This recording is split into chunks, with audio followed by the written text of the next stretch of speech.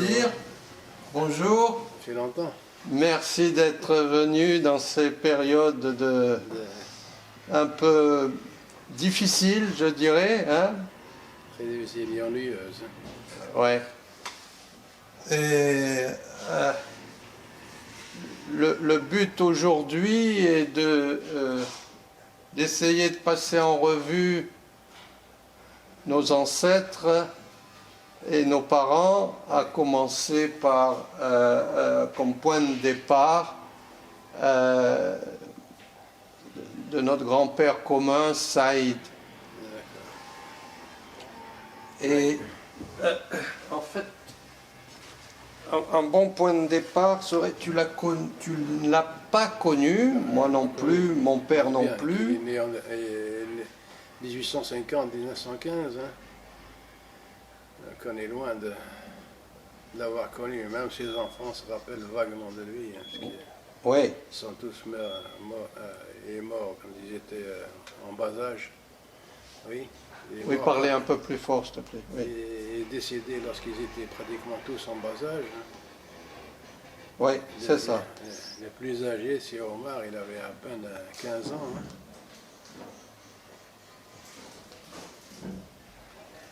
Alors, tu m'as montré, tu as trouvé un portrait que tu vas expliquer et tu nous dis, tu peux nous expliquer comment tu as des informations sur notre grand-père Saïd et l'histoire du portrait dont tu... Cette photo, c'est une ressemblance. Une ressemblance, oui. C'est que le plus beau, c'est que c'est fait à Biskra. Hein. Oui. Or, c'était à Biskra, le tableau qui a été fait par Diné. C'est ça. Il a été fait à Biskra parce qu'il était daté de 1901. Donc, et ce bonhomme-là, il se trouve que c'est un bonhomme de Biskra aussi. Oui. Cette photographie, il se trouve que c'est... Oui. Je trouve qu'il avait des ressemblances. Bon, il n'avait pas le nez aussi aquilin que celui-ci, mais enfin la physionomie, c'est à peu près ça sur le tableau de Diné. Mais est-ce que, justement, tu peux expliquer l'histoire du tableau de Diné? Le tableau de Diné, il était donc dans l'ancienne usine, dans le bureau de Sir Omar, là, donc dans le premier sous-sol.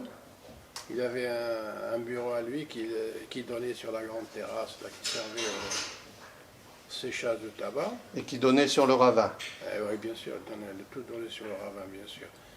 Et ce tableau-là, il était souvent, il était en face de lui, en bureau, le tableau était en face de lui. Et je ne sais pas qui est-ce qui m'avait dit, ben, c'est ton grand-père. Oh, tiens, mon grand-père, c'est écrit Eudiné Biskra 1901, hein, mon grand-père, qui s'appelle Eudiné Biskra 1901, ça me laissait un petit peu, parce que je n'ai plus fait attention. 1901. Et était daté de 1901, ouais. Ouais. Et parce qu'ils y allaient souvent, ils passaient les printemps là-bas à Hammam Salhin, à Biskra, c'est la fontaine chaude là, qui est très très réputée pour ses eaux sulfureuses. D'accord. Oui, il y avait même un établissement géré par la chaîne transatlantique. Transatlantique, oui. Oui, oui. Ça j'ai connu plus tard, oui. Oui, oui. Beaucoup plus Il y tard. avait un hôtel à Biskra même, et le hammam lui-même était géré également par la chaîne transatlantique. Donc il y avait des bassins là, que l'on remplissait avec l'eau chaude là, qui en permanence était, je crois, à 42 ou 43 degrés. Donc c'est un établissement thermal. C'est un établissement thermal. Personnellement, j'y suis allé avec mon grand-père à Sud-Armor en 1946. Mhm. C'est la première fois où j'y allais à Biskra. Et donc, la famille y allait, bien sûr. Il n'y avait pas de voiture, ça allait en diligence, bien sûr. Ah, d'accord. Tu penses bien. Ou en chemin de fer, parce que le chemin de fer, il y a une ligne chemin de fer qui a été ouverte entre Bonn, Constantine, Biskra, parce qu'il y avait beaucoup de décivants qui venaient de l'étranger, beaucoup d'Anglais, beaucoup de gens du Nord qui venaient passer le printemps là-bas, précisément à Biskra. Biskra était La plus grande oasis algérienne, elle l'est toujours d'ailleurs.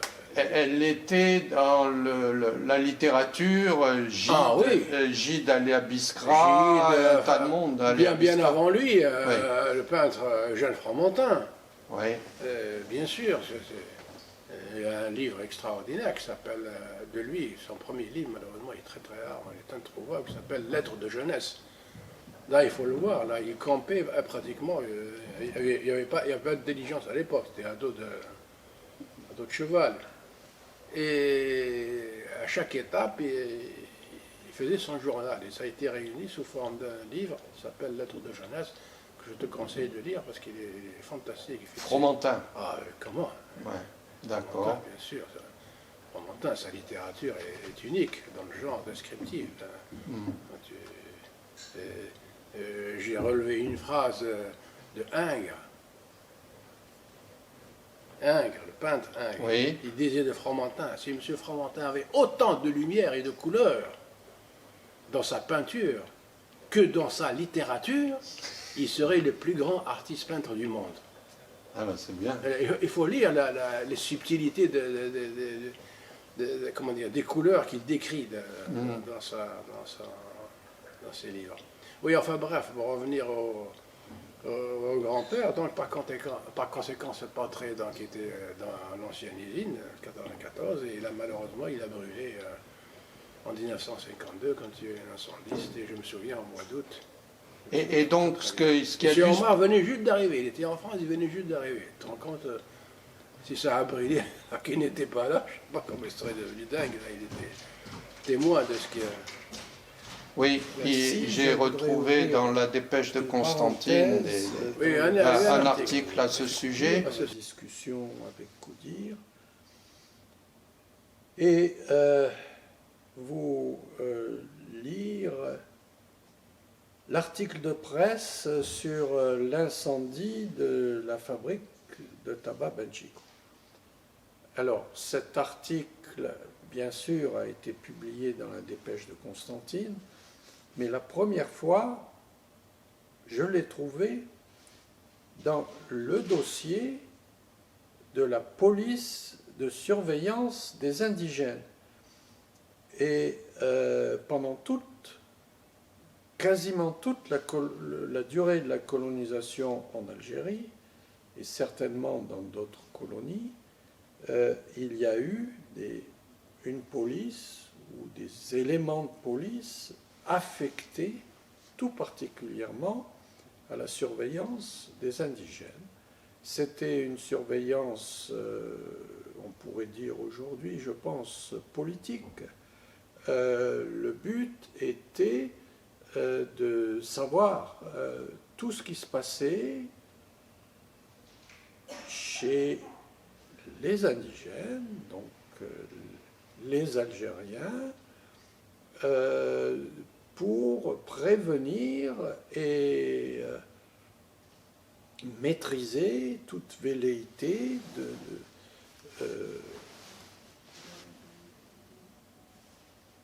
de rébellion contre le pouvoir colonial. Donc c'était le pouvoir colonial. Ça s'est fait à plusieurs niveaux. Les informations partaient de l'inspecteur de police. Et dans certaines villes, il y avait un service spécial avec sans doute un commissaire, donc ça varie. Et il y a des rapports, donc j'ai exploité, ça a été la source. Cette surveillance des indigènes a été la source, disons, la plus importante d'informations sur ma famille, la famille Benchico, que j'ai collectée en allant aux archives, l'ANOM, A-N-O-M, Archives nationales d'outre-mer. Voilà, c'est les archives de la colonisation.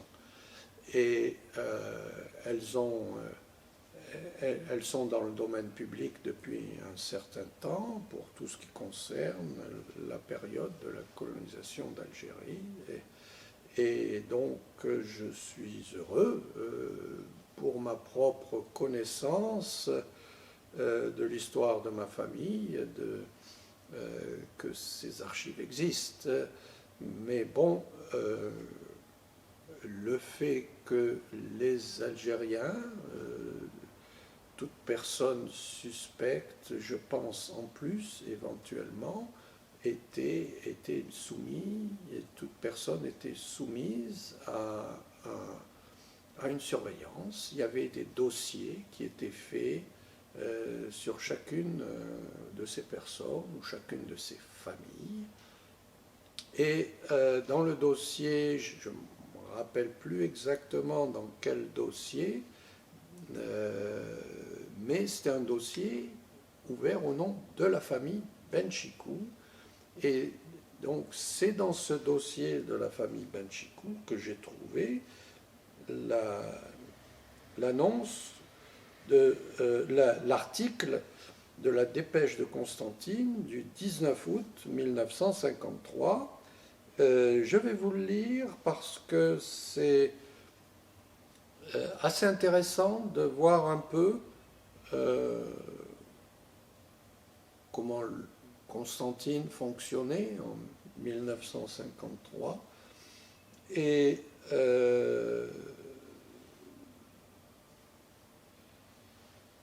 voilà. Donc, l'article s'intitule « Un grave incendie ravage la fabrique de tabac Benchikou. Les dégâts se chiffrent par millions.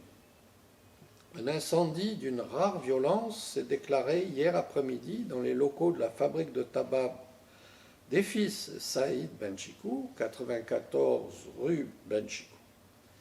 S'il n'y a pas, fort heureusement, d'accident de personnes à déplorer, les dégâts matériels, par contre, sont considérables. Il était 14h30. Les ouvriers de la fabrique de tabac Benchikou, dont les spécialités sont connues et appréciées dans toute l'Afrique du Nord, s'apprêtaient à reprendre le travail interrompu à midi, lorsqu'une forte odeur de fumée se dégagea du dernier entresol. Un incendie venait de se déclarer. Alertés à la fois par les employés de l'entreprise et par un receveur des trams dont la voiture était en stationnement boulevard des États-Unis, c'est juste de l'autre côté du ravin. Donc il a vu la fumée de loin, de très loin. Les sapeurs-pompiers, sous les ordres du lieutenant Gilliot, arrivaient sur les lieux quelques minutes plus tard. Mais déjà, sous l'énergique initiative des propriétaires, messieurs Benchikou frères, les employés de la fabrique s'étaient attaqués au foyer d'incendie. Un grave sinistre. Le feu avait pris dans la salle du four destiné à la torréfaction et au séchage des tabacs. Bien que l'enquête n'ait pu déterminer avec exactitude la façon dont le sinistre s'était propagé, on présume que les flammes jaillies du four ont communiqué le feu aux séchoirs situés à proximité et sur lesquels était déposé le tabac en cours de fabrication. Lorsque l'incendie fut constaté, il aurait suffi, à ce moment-là, de quelques seaux d'eau pour le circonscrire en un laps de temps relativement court. Mais hélas, ainsi qu'il est de coutume chaque jour, l'eau avait été coupée. L'eau avait été coupée. Et il fallut attendre l'arrivée des sapeurs-pompiers pour commencer la lutte contre le foyer dont les proportions devenaient alarmantes.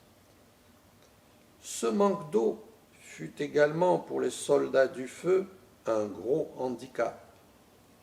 Les quelques 2000 litres de liquide que renfermait l'autopompe furent en effet rapidement épuisés et il fallut alors inviter le service des eaux à alimenter les bouches d'incendie situé aux abords immédiats de l'immeuble sinistré, ce qui constitua une perte de temps irréparable.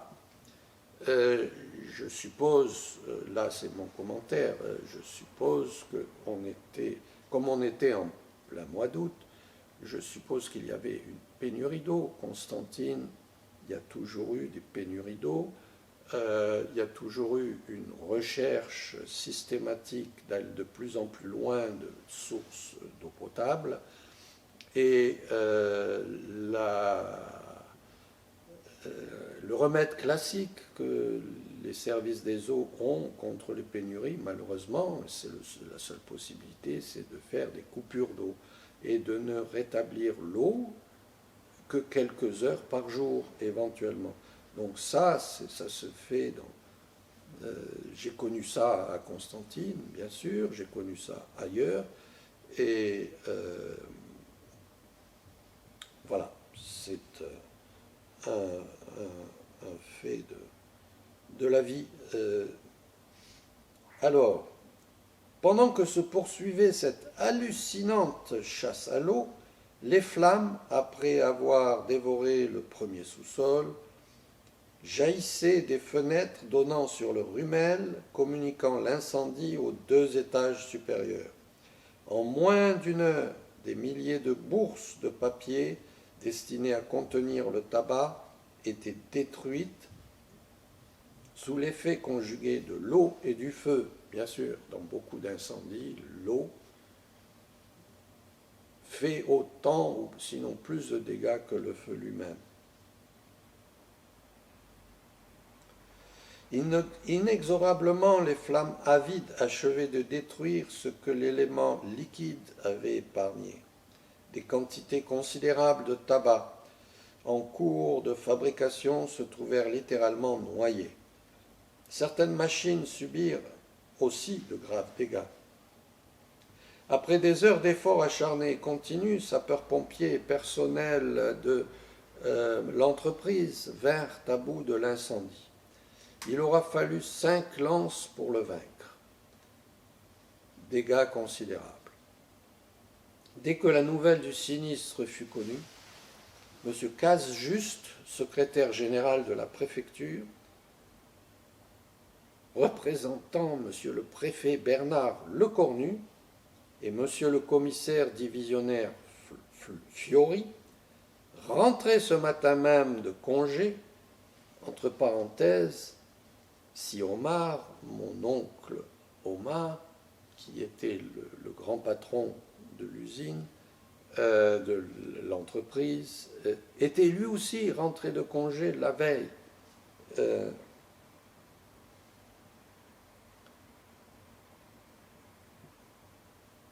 Se rendirent donc, ces personnalités se rendirent sur les lieux où un imposant service d'ordre maintenait avec peine une foule de curieux. Des colonnes de fumée montaient en spirale dans le ciel, dégageant une odeur âcre de tabac et de bois brûlé. Les services du premier arrondissement se trouvaient déjà au milieu des décombres afin de réunir les premiers éléments de l'enquête. Aux 3 étages du sous-sol ravagé par les flammes, le spectacle était impressionnant. Partout, des amas de pochettes frappées à la marque du Chablis jonchaient le sol, mêlés au tabac brut que l'eau avait transformé en blocs noirâtres. Tout cela nageait dans de véritables mares que le personnel s'efforçait maintenant d'évacuer. Aux fenêtres s'ouvrant sur le rumel, plus d'une seule vitre. Les murs, léchés par les flammes, semblaient avoir pris le deuil. On eût dit qu'un cataclysme venait de s'abattre sur cette ruche si bourdonnante quelques heures auparavant. Les dégâts, on le conçoit, sont considérables. Hier soir, ils ne pouvaient être estimés avec précision. On parlait toutefois de plusieurs millions. La valeur commerciale d'un paquet de tabac étant de 34 francs, bien sûr c'est écrit au présent, c'est écrit le lendemain de l'incendie, étant de 34 francs, on peut juger du grave préjudice causé à l'entreprise par la destruction totale du produit de 2 jours de fabrication. L'enquête va s'efforcer maintenant d'établir la cause du sinistre. S'agit-il d'un acte de malveillance? On ne le pense pas. Il reste alors à savoir comment le feu a pu prendre dans le four de torréfaction, lequel est éteint entre 12h et 14h en l'absence du personnel. L'opinion qui prévaut dans les milieux compétents est que dans le foyer mal étouffé, des flammes ont dû couver et se développer. Malgré les graves dégâts provoqués par cette catastrophe, le travail ne sera pas interrompu à la fabrique Benchicou. D'ores et déjà, les actifs propriétaires ont mis tout en œuvre afin de reprendre la fabrication dès aujourd'hui. Alors, un petit commentaire final. On voit que c'est un article de qualité au point de vue langage, description des faits et des éléments de compréhension de ce qui s'est passé.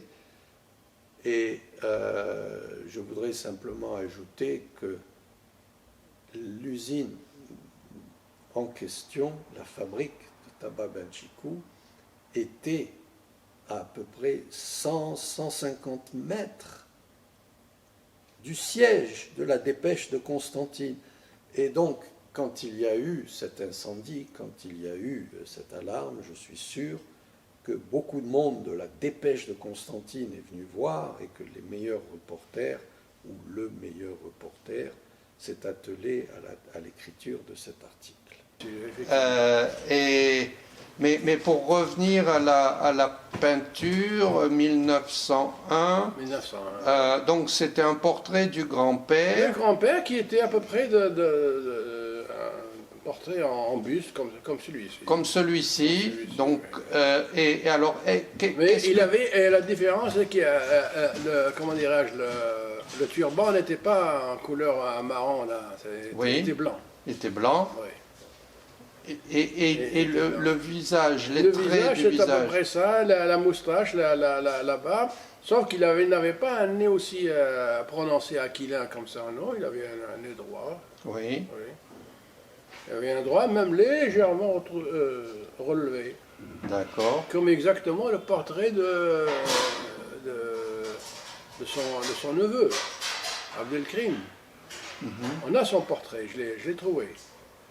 Et effectivement, il descendait droit, il est légèrement relevé à la partie inférieure, là, légèrement. Oui. Abdelkrim qui a succédé à sa mort, qui a pris le contrôle de l'entreprise. De l'entreprise, oui. Oui, c'est ça.